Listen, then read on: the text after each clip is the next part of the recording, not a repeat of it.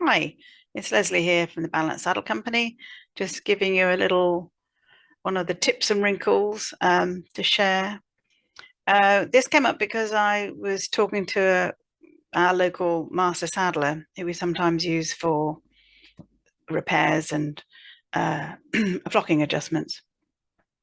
I mean, we're talking about the issue of older saddles in particular, where they can, over time, get a bit more flexible because the leathers get softer, more stretchy, and the tree, after many years of use, particularly with more particularly with the sprung tree, you can get a bit more sort of play in the tree as well.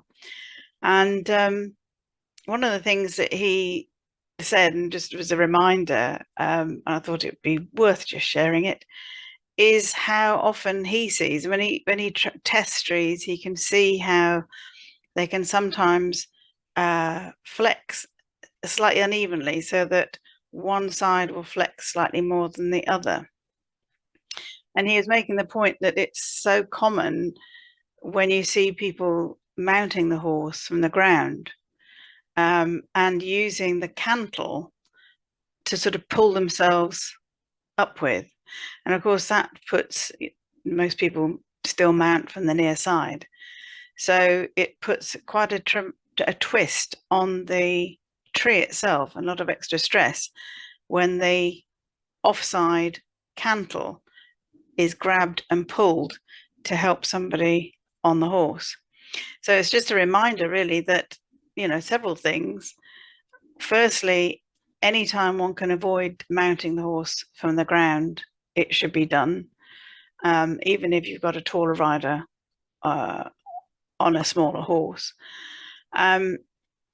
If you have to occasionally get on from the ground and use the cantle, then it's not going to do tremendous damage in once or twice to the horse or the saddle. But it's, definitely something to be avoided. The other thing is, if riders can train themselves to mount the horse from both sides and alternate, it's much better for the horse, because horses, when you get onto a horse, again, unless you're getting on from a high mounting block, if you're putting all of your weight in one stirrup, even for a short moment, at that time, the horse has to brace its body in a lateral curve and uneven loading to brace against the weight going into that side. And if that becomes a pattern and a habit, it's all helping the horse to get slightly crooked in its organization. So it's not something that people tend to do, but it's a brilliant thing to be able to do, is to get on the horse from either side. Also, if you're out and about hacking, and sometimes the only way you can get on easily, you can find a little something to stand on, is to get on from the offside. So it's a good thing to be able to do.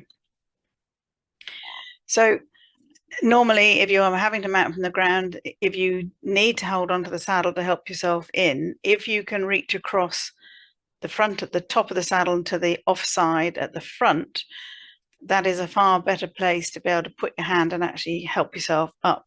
But again, that requires, if you're standing on the ground, quite a bit of extra pulling and pushing, which is better avoided if you can. So I just thought that was an interesting point, because the saddler was saying that it's almost invariably, if there is a slight twist in a tree, he's been saddle fitting for many, many years. It's more conventionally trained, but he said it's invariably in that direction, so that if you're looking at the saddle from behind on the horse and towards the front, you'll see that the cantle is twisted and the tree is twisted so that it's across the cantle end towards the near side, which of course makes sense when you think about the issue with the mounting. So I just thought, being as it was something that came up in conversation, it was worth passing along and sharing, just in case any of you are interested, and it might avoid some of you ending up with a slightly deformed saddle, particularly if it's an older saddle. Okay, that's it for now. Bye.